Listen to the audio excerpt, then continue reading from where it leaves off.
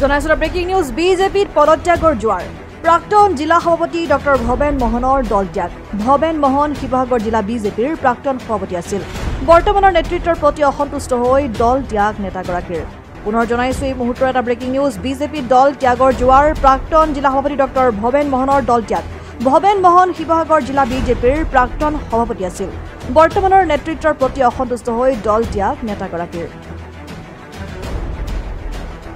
জনতা party অসমত চৰকাৰ অনাৰ বহুত আগৰে পৰা আমি যথেষ্ট নিষ্ঠা আৰু সততাৰে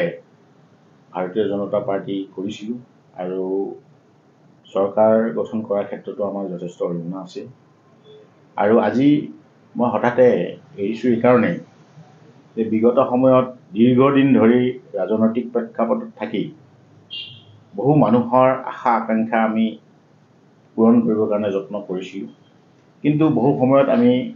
এই আশা আকাংক্ষা পূৰ্ণ কৰিব পৰা নাই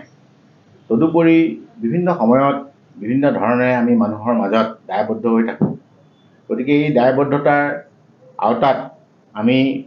ভাৰতীয় জনতা পাৰ্টি থাকি যিখিনি কৰিব লাগিছিলে বা কৰিবৰ কাৰণে আমি যত্ন কৰিছিলোঁ সেইখিনি কৰি দিব পৰা নাই বাবেই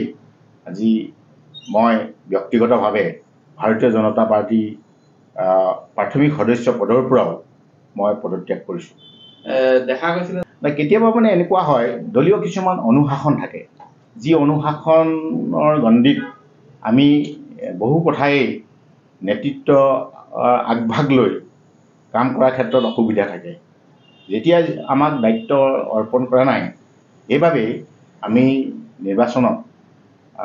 অলপমান আঁতৰি আছোঁ পদত্যাগৰ কাৰণো তেনে হ'ব পাৰে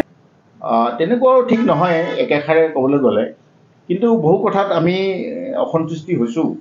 আৰু নিজৰো কিছুমান দায় দায়িত্ব আছে যিখিনি আমি সামাজিকভাৱে সমাজৰ সমস্যাখিনিক আমি তুলি ধৰি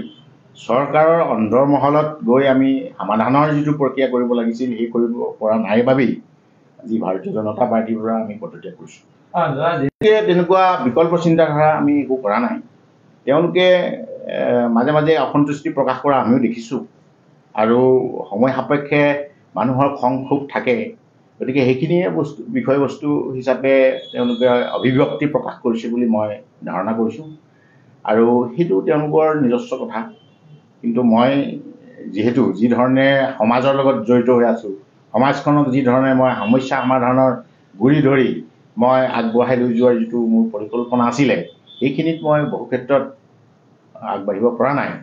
গতিকে সেইকাৰণে মই বিজেপি এৰিছোঁ আপোনাৰ মই ভবা নাই কাৰণ প্ৰত্যেকজন ব্যক্তিৰ একোটা সীমাবদ্ধতা থাকে যে